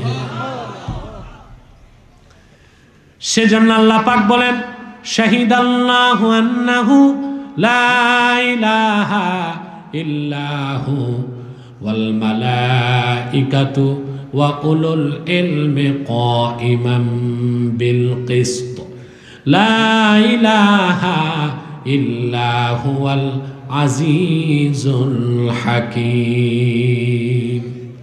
এরপর আল্লাহ তাআলা বলেন, আল্লাহ ছাড়া কোনো মাবুদ নাই, তিনি আজিজ, তিনি হাকিম। এই দুইটা শব্দের ব্যাখ্যা করি আমি মুনাজাতের দিকে যাওয়ার চেষ্টা করব ইনশাআল্লাহ। আর একটা লোক দাঁড়াবার চেষ্টা করবা না। আজকের মাহফিল মকবুল মাহফিল, আজকের মাহফিল কোরবানির মাহফিল, আজকের মাহফিল স্যাক্রিফাইসের মাহফিল। মুনাজাত কবুল হয়ে যাবে ইনশাআল্লাহ, ইনশাআল্লাহ। সম্মানিত সুধী, আমার অবাক লাগে ৭০-৮০ বছরের বুড়ারা কেমনে বসে আছে। এটা ইমানের শক্তি, ঠিক কিনা? এই প্রচন্ড শীতে সত্য প্রবাহে যেখানে বুড়া মানুষদের কি অবস্থা দরকার ছিল, কম্বল, বিছানা, চাদর, ঠিক কিনা, আগুনের ভাব সব বাদ দিয়া, কম্বল বাদ দিয়া মাটির সম্বল করে বুড়া মানুষগুলো বসে গেছে শুধু আল্লাহর কোরআনের ভালোবাসায়। আল্লাহ কবুল করুন, আল্লাহ মঞ্জুর করুন, বলুন আল্লাহ আমিন। সম্মানিত সুধী, এরপর আল্লাহ ওনার দুইটা গুণ প্রকাশ করলেন, আজিজ, হাকিম। শরম লাগে বলতে, সর্বশক্তি দিয়ে বলো আজিজ, হাকিম। একটা আমল দিয়ে যাই, কথা বলে না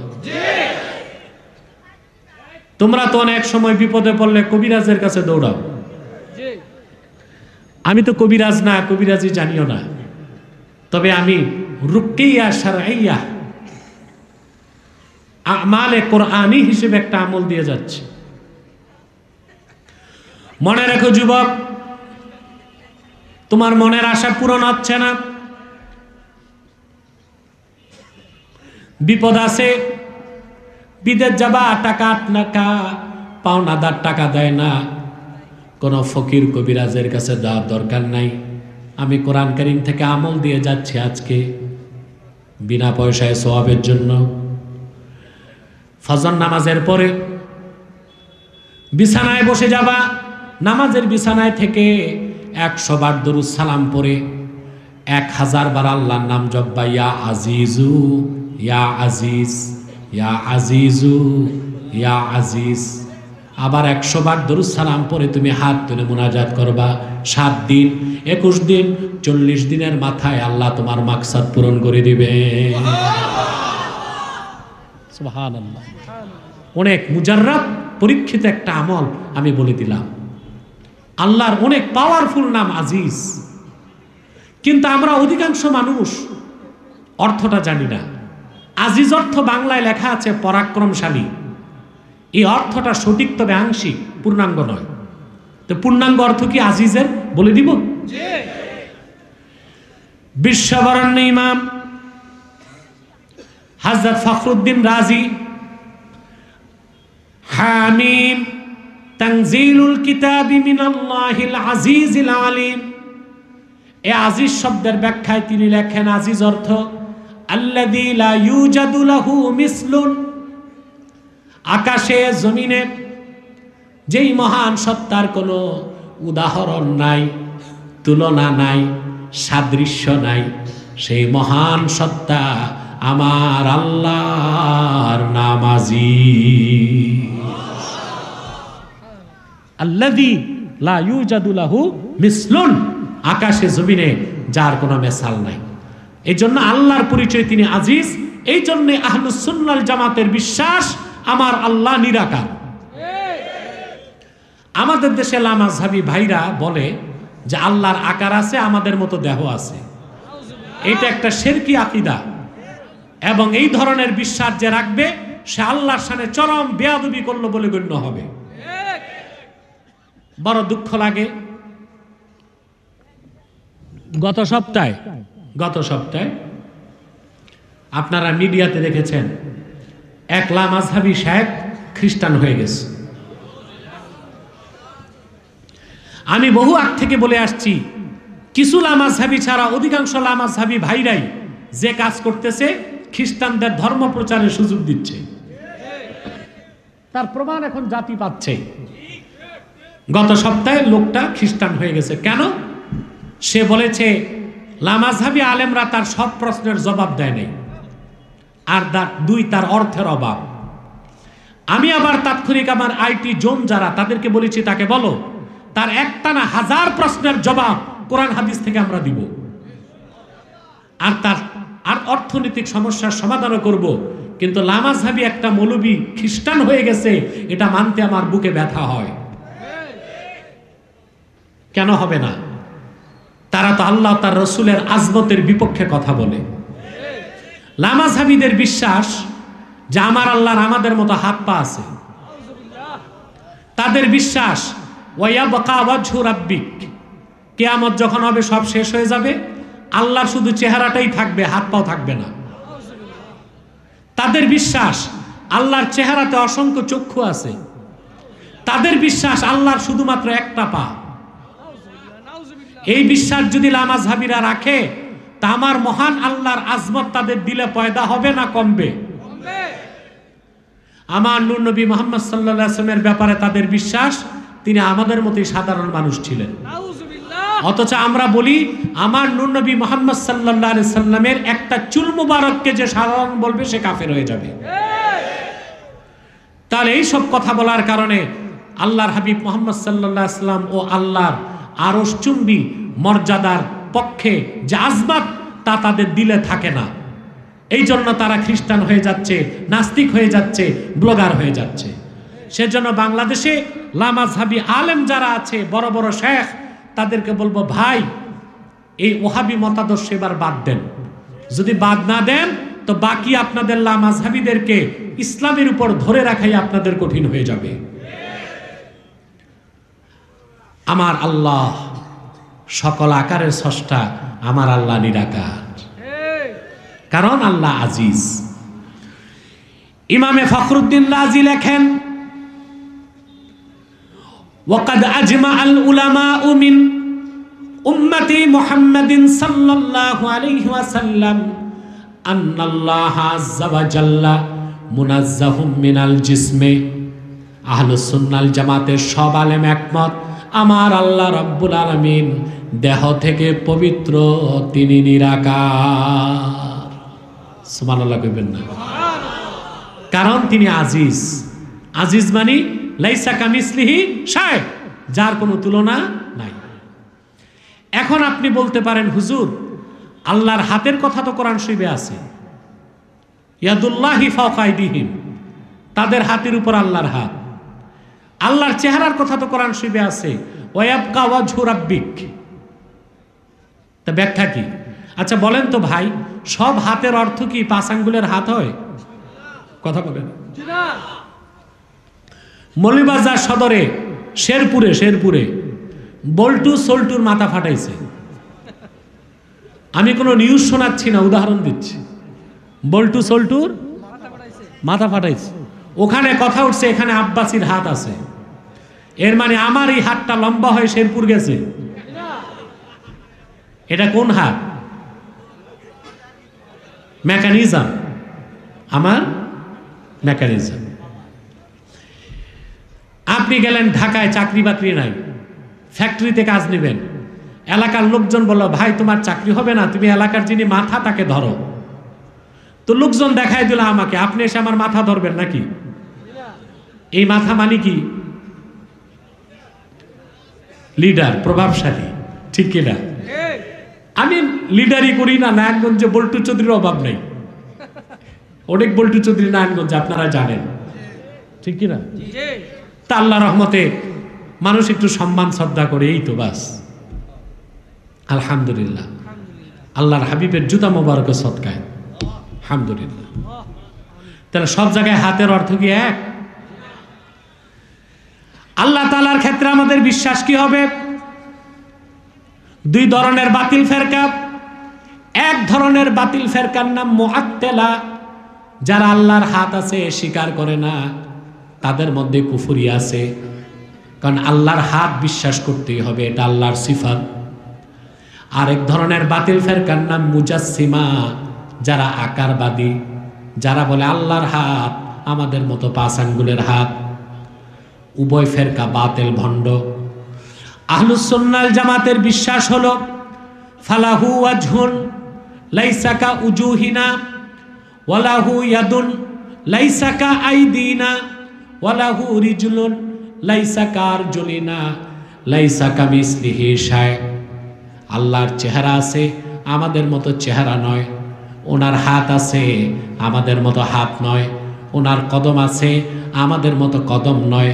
ফালাহু ইয়াদুন কামা ইয়ালিকু বিশানিহি, আমার আল্লাহর ওই রকমই হাত আছে যেই রকম থাকা দরকার আছে। আমাদের মতো আকার বিশিষ্ট এইরকম বলা যাবে না, কারণ আমার আল্লাহর কোনো মেসাল নাই। তিনি আজিজ। আজিজ মানি আল্লাযী লা ইউজাদু লাহু মিসলুন, আকাশ ও জমিনে যে মহান সত্তা আল্লাহর কোনো তুলনা নাই, দৃষ্টান্ত নাই, সাদৃশ্য নাই, উদাহরণ নাই, তিনি আমার আল্লাহ, ওনার নাম আজিজ।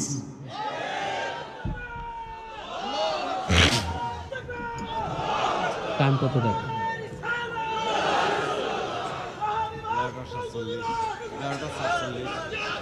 সম্মানিত সুধী, প্রায় 1 ঘন্টা সময় পার হয়ে গেছে, বেশি।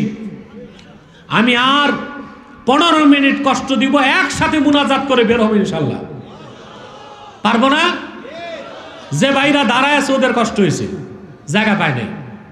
জায়গা পাবে কোত্থেকে? প্যান্ডেল তো মোটামুটি ছোট না, বড়ই হয়েছে, কিন্তু আল্লাহ তাআলা বরকত বেশি দিয়েছেন।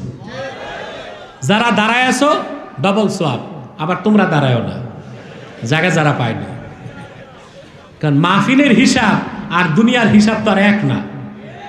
এক ওই স্বাধীনের পরপর বাস বের হয়েছে একটা, 3 রকম টিকিট। কয় রকম? ঢাকা টু চট্টগ্রাম একই বাস একই সিট, কিন্তু টিকিট 3 রকম। 1 টাকা টিকিট, 8 আনা আর 4 আনা। জ্ঞানী মানুষগুলো সব 1 টাকার টিকিটে বাসে উঠছে। মোটামুটি বুদ্ধিমানরা 8 আনার টিকিট, আর অতি চালাক যারা সব 4 আনার টিকিট নিয়ে বাসে উঠছে। উঠে 1 টাকা আর 8 আনাওয়ালাদের গালি দিচ্ছে, এরা বেকুব গাধা, একই বাস একই সিট একই জায়গায় যাবো, 8 আনা 1 টাকা দিয়ে কিনা দরকারটা কি ছিল? বাস ফেনি যাবার পরে থেমে গেছে, বাস নষ্ট, স্টার্ট বন্ধ। কন্ডাক্টর হেরে গেলায় বলল, ভাই সব 1 টাকার টিকিট যাদের তারা বাসে বসেন, 8 আনার টিকিট যারা বাস থেকে নেমে রাস্তায় দাঁড়ান, আর 4 আনাওয়ালারা বাস থেকে নামেন, জন্মের তরে বাস ধাক্কান। এবার বুঝছে যে এই 3 রকম টিকিটের উদ্দেশ্য কি। ওইটা বাসের হিসাব, এটা মাহফিল। যা দাঁড়ায় আছেন সব বেশি পেয়েছে। আল্লাহ তাআলার একটা সিফত ব্যাখ্যা করলাম, আরেকটা সিফত আল হাকিম। হাকিমের 2টা অর্থ। একটা হচ্ছে জুল হিকমা, প্রজ্ঞার অধিকারী, জ্ঞান ও প্রজ্ঞার অধিকারী আল্লাহ, বরং জ্ঞান ও প্রজ্ঞার স্রষ্টাই তো আল্লাহ। আর হাকিমের আরেক অর্থ, তিনি ফায়সালাকারী, তিনি বিধান দানকারী, তিনি বিচারকারী। সুবহানাল্লাহ বলবেন।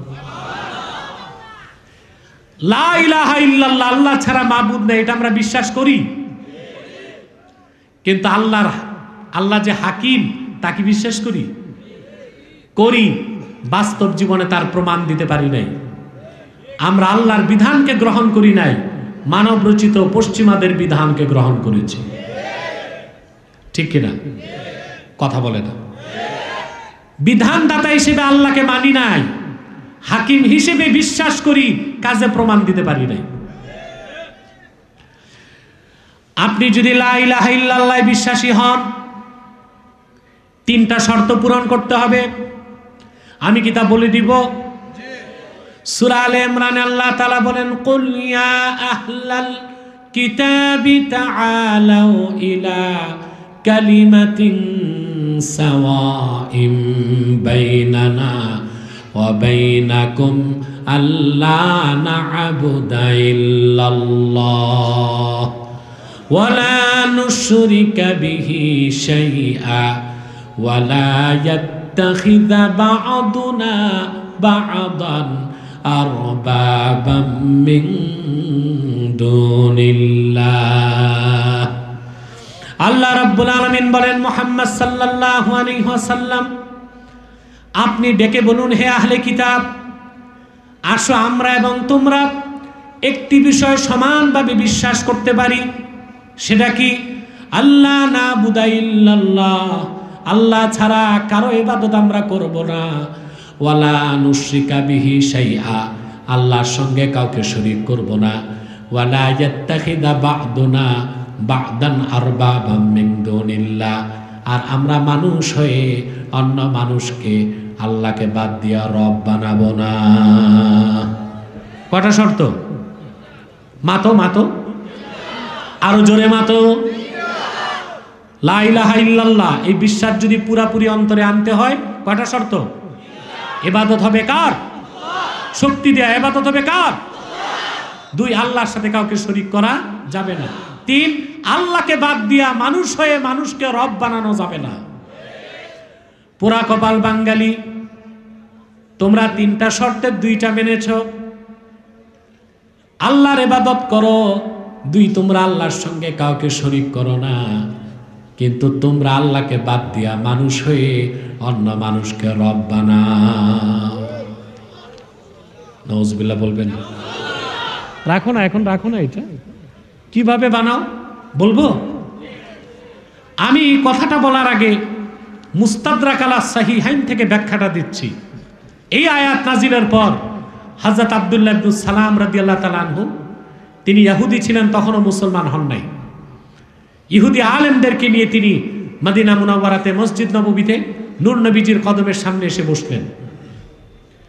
এসে বলেন, ইয়া রাসূলুল্লাহ, আমরা ইহুদিরা আল্লাহকেই রব মানি, কিন্তু আল্লাহ আমাদের তিরস্কার করে বললেন কেন? আমরা যেন মানুষ হয়ে মানুষকে রব না বানাই। আমার দিকে তাকাও। আল্লাহর হাবিব জিজ্ঞেস করলেন, আব্দুল্লাহ ইবনে সালাম, তোমাদের ইহুদি আলেমরা যেটা হালাল করে তোমরা তা মানো না? বলে জি। যে ইহুদি আলেমরা যেটাকে হারাম করে ওটারে কি হারাম মানো না? তিনি বললেন জি। আল্লাহ রসুল বললেন, এটাই তো রবের কাজ। কোনটা হালাল, কোনটা হারাম, কোনটা জায়েজ, কোনটা না জায়েজ, এটা করার একমাত্র ক্ষমতা আল্লাহ তাআলার। কোনো মানুষের অধিকার নাই মানুষকে হালাল হারাম করার বিধান দেবার ক্ষমতা দেওয়া। এই ক্ষমতা আছে? মানুষ পারে? হালাল কে করবেন? করবেন না। হালাল কে করেছেন? হারাম কে করেছেন? আমরা কি করছি? আমরা মানুষ হয়ে মানুষকে ক্ষমতা দিচ্ছি,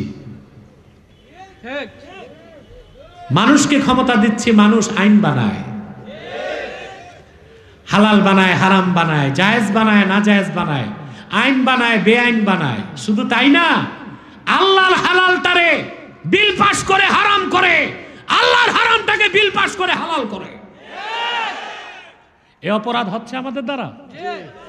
আমি কোনো গভর্নমেন্ট, কোনো সরকার, কোনো বিরোধী দলকে দোষারোপ করছি না, আমি পদ্ধতিকে দোষারোপ করছি।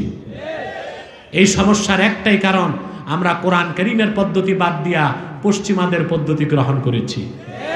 সেজন্য মানুষে মানুষকে আমরা অথরিটি দিচ্ছি আইন বানাবার, বিধান বানাবার। তারা আল্লাহর হালালটারে হারাম বানায়, আল্লাহর হারামটারে হালাল বানায়। কথা বলেন? যেমন মদকে আল্লাহ হারাম করছেন, আর তোমরা মদের লাইসেন্স দাও। লাইসেন্স দেওয়ার মানে হালাল করা। জুয়াকে আল্লাহ হারাম করছেন, তোমরা জুয়া খেলার লাইসেন্স দাও। কথা বলেন? বিয়েকে আল্লাহ হালাল করছেন, তোমরা আইন তৈরি করেছো, তোমরা বাঙালি বাল্য বিবাহর নামে বিয়েকে বন্ধ করছো। জেনাকে আল্লাহ হারাম করছেন, সেই হারামটাকে তোমরা হিউম্যান রাইটস, বাক স্বাধীনতা, লিবার্টি, মুক্ত চিন্তার দোহাই দিয়া স্বামী স্ত্রীর সম্পর্ক ছাড়া যুবক যুবতীর ফিজিক্যাল রিলেশনকে তোমরা জায়েজ প্রমাণ করেছো। কিভাবে? যেমন ছেলে মেয়ে 10,000 মানুষ নিয়ে বিয়ে করছে, কাবিন হয় নাই, এইটার নাম দিছো তোমরা ধর্ষণ। আর ছেলে মেয়ে রাজি থেকে যদি একটু ফষ্টি নষ্টি করে, মন দেওয়া নেওয়া করে, সেটারে তোমরা বলো ওই বাচ্চা মানুষ এটি করতেই পারে। তাহলে বিয়েটারে হারাম করছো আর জেনাটারে হালাল করছো। এটা মুমিনের কাজ না মুনাফিকের কাজ? এই ক্ষেত্রে তোমরা মানুষে মানুষকে নউজুবিল্লাহ মহান আল্লাহকে বাদ দিয়া রব বানাচ্ছ কিনা? এটাও শিরক কিনা? লা ইলাহা ইল্লাল্লাহ বিশ্বাসী, লা ইলাহা ইল্লাল্লাহ বিশ্বাসী, আল্লাহ হাকিম, এই কথা যারা বিশ্বাস করে এই রকম শিরককে তারা কোনোদিন প্রশ্রয় দিতে পারে না।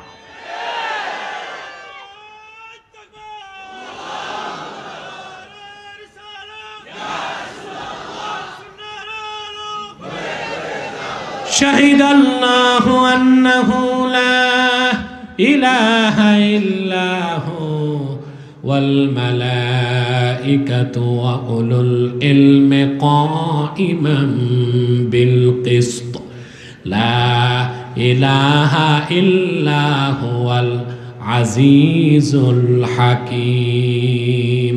সাদাকাল্লাহুল আযীম ওয়া সাদাকা রাসূলুহুন নবিয়ুল কারীম ওয়া নাহনু আলা যালিকা মিনাশ শাহিদিন ওয়াশ শাকিরিন ওয়ালহামদুলিল্লাহি রাব্বিল আলামিন।